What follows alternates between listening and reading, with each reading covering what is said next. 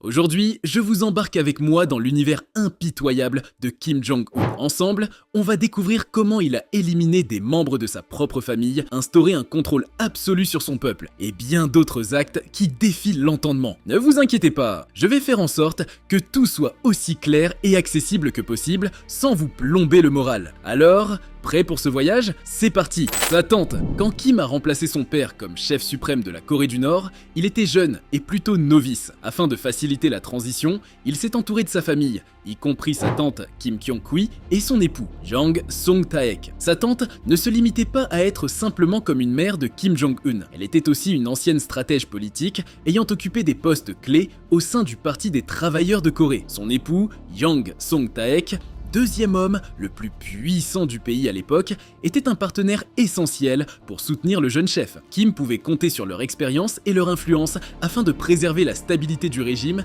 et guider Kim Jong-un dans ses premières années de pouvoir. Toutefois, en secret, des tensions ont commencé à se manifester. CNN a recueilli un témoignage d'un haut responsable qui a quitté son poste et déserté le pays, selon lequel un désaccord majeur aurait surgi entre Kim Jong-un et ses conseillers les plus confidents. Ce conflit était lié à la direction à suivre pour le pays. Kim Jong-un souhaitait démontrer sa force et marquer son règne avec des projets grandioses. Il souhaitait édifier un parc aquatique et une station de ski, qui représentait pour lui la modernité et la prospérité. Sa tante et son mari considéraient ces projets comme peu prioritaires. Selon eux, il était nécessaire de redresser d'abord l'économie du pays, déjà en grande difficulté, avant de se lancer dans des dépenses extravagantes. Kim Jong-un n'a pas bien accueilli leur opposition. En décembre 2013, Jang Song-taek a été arrêté de manière spectaculaire lors d'une réunion du Parti des travailleurs. Accusé de trahison, de corruption et d'autres crimes contre l'État,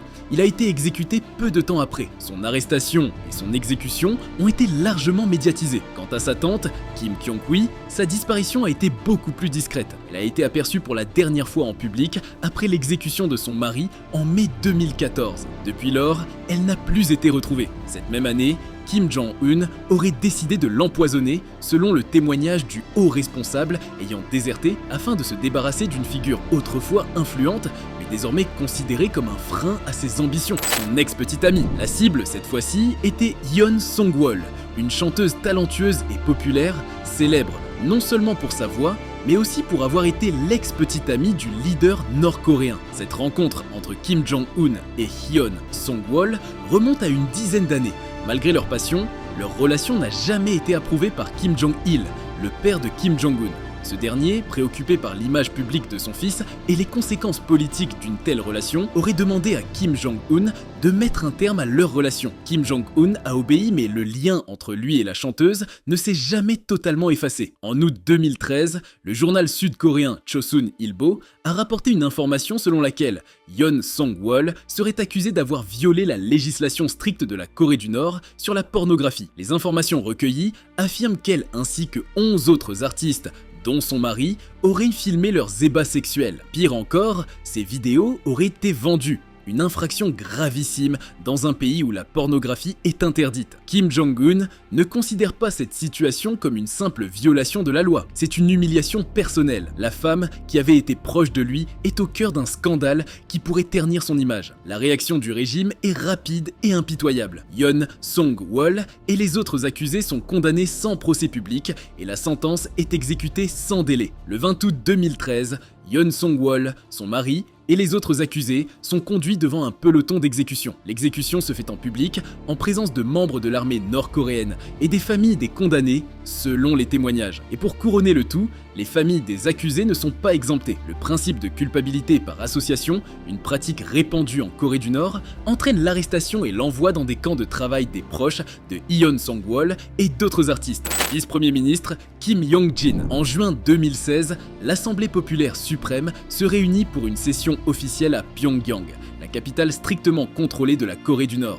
Parmi les participants se trouvait Kim Yong-jin, vice-premier ministre chargé de l'éducation, respecté pour ses années de service, mais également craint en raison du régime impitoyable de Kim Jong-un. Ce jour-là, Kim Yong-jin ne se sentait pas bien. Fatigue ou lassitude d'une vie sous surveillance constante, son comportement éveilla les soupçons. Il montra des signes d'inattention à un moment clé de la séance, ce qui aurait pu passer inaperçu dans d'autres pays, devint pour lui un piège fatal. Kim Yong-jin fut discrètement arrêté, accusé d'avoir adopté une attitude négative à l'Assemblée. Une accusation vague, mais lourde de conséquences sous ce régime. Il fut isolé et interrogé, conscient que ses chances de s'en sortir étaient de minces. En août 2016, la décision tomba. Kim Yong-jin devait être exécuté. L'exécution fut brutale et publique. Selon des sources sud-coréennes, il fut abattu par un peloton d'exécution, une méthode destinée à envoyer un message fort à quiconque remettrait en question l'autorité du régime. Quand 80 Nord-Coréens se font exécuter pour avoir regardé la télévision. Pas question en Corée du Nord de se détendre en regardant Desperate Housewives ou un bon film d'action américain. Seules les productions nord-coréennes sont autorisées. Des films dont on ne connaît pas grand-chose, le reste est tout simplement interdit. Le risque de déviance est trop important pour les dirigeants du régime. Cela pourrait donner envie au peuple de vivre autrement et donc de se révolter contre le pouvoir en place. C'est dans ce contexte de contrôle absolu que 80 personnes ont été publiquement exécutées en Corée du Nord le 3 novembre 2013.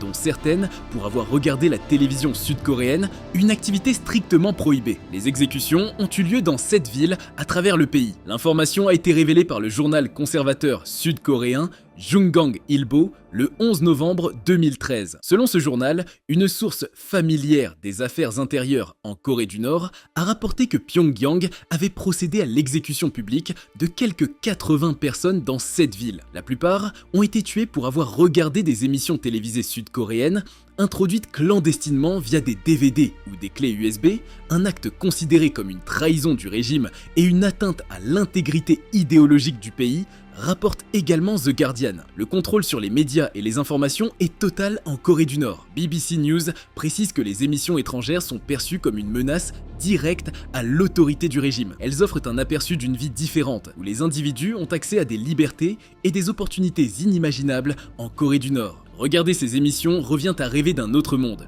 une pensée que le régime de Kim Jong-un ne peut tolérer. Selon cette même source, qui cite un témoin, les autorités ont rassemblé dans un stade de la ville portuaire de Wonsan 10 000 personnes, et notamment des enfants. Ils ont contraint d'assister à l'exécution par balle de 8 condamnés attachés à un piquet. En forçant les habitants, y compris les plus jeunes, à assister à ces exécutions, le gouvernement nord-coréen cherche à inculquer la peur dès le plus jeune âge. Système du Songbon.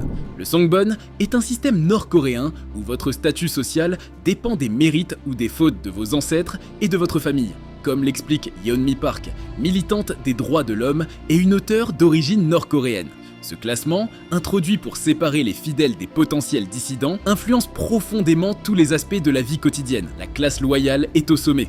Les membres de cette classe sont les plus précieux pour le régime. Ils proviennent souvent de familles qui ont soutenu le parti depuis le début ou qui ont des liens étroits avec des hauts fonctionnaires. Par exemple, une personne dont le grand-père a combattu aux côtés de Kim Il-sung serait dans cette catégorie. Ces individus bénéficient de nombreux privilèges, des emplois prestigieux, des logements confortables et les meilleures opportunités éducatives. Ils ont accès à des soins médicaux de haute qualité et peuvent occuper des postes influents dans le gouvernement ou les entreprises d'État. Ensuite, il y a la classe hésitante. Les membres de cette classe sont dans une situation bien plus précaire. Ils n'ont pas prouvé une loyauté absolue au régime, mais ne sont pas non plus des ennemis déclarés. Souvent, leurs familles ont un passé ambigu ou des comportements jugés suspects. Par exemple, quelqu'un dont le père a été accusé de déloyauté dans le passé. Ces personnes ont un accès limité aux ressources essentielles et sont souvent cantonnées à des emplois moins rémunérateurs, des logements de moindre qualité et des opportunités éducatives restreintes. Enfin, il y a la classe hostile. Les membres de cette classe sont considérés comme des menaces majeures pour le régime. Ils viennent souvent de familles ayant des antécédents de dissidence ou des contacts avec l'étranger. Ces individus sont constamment surveillés et sévèrement punis. Par exemple, un homme dont la famille a été accusée de dissidence vit sous surveillance permanente dans des conditions de vie extrêmement difficiles, avec un accès très limité à l'emploi, au logement et à l'éducation. Un témoignage poignant raconte « Je viens d'une famille accusée de dissidence il y a des décennies.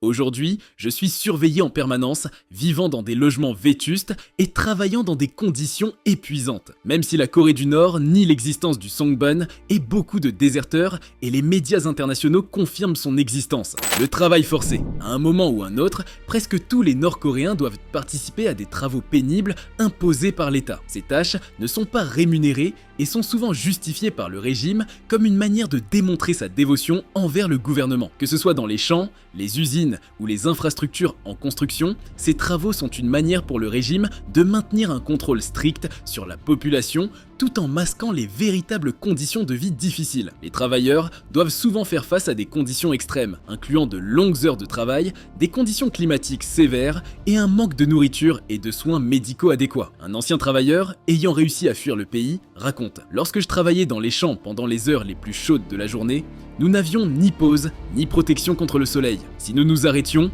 même pour un instant, les gardes nous frappaient avec des bâtons. Nous devions montrer une loyauté absolue. Sinon, nous étions punis sévèrement. Le régime nous utilisait comme des esclaves modernes et les conditions étaient infernales. Le tout est fait sous une surveillance constante, les moindres erreurs pouvant entraîner des sanctions sévères. Les sanctions pour le refus de travailler ne sont jamais claires ou uniformes. Elles dépendent de nombreux facteurs, dont la loyauté perçue de l'individu, ses relations personnelles avec les membres du régime et sa capacité à payer des pots de vin. La résistance d'un Nord-Coréen à un ordre gouvernemental peut entraîner des conséquences terribles. La torture, l'emprisonnement dans des conditions inhumaines et parfois même des exécutions sont souvent des sanctions. J'ai refusé de travailler un jour car je ne me sentais pas bien. Le lendemain, j'ai été emmené dans un centre de détention où j'ai été interrogé et battu pendant des heures. Ils ont dit que ma rébellion prouvait que je n'étais pas loyal. J'ai dû travailler sans relâche pendant des semaines pour expier ma faute, a confié une femme contrainte de travailler dans une usine de construction. Et voilà, c'est tout pour la vidéo d'aujourd'hui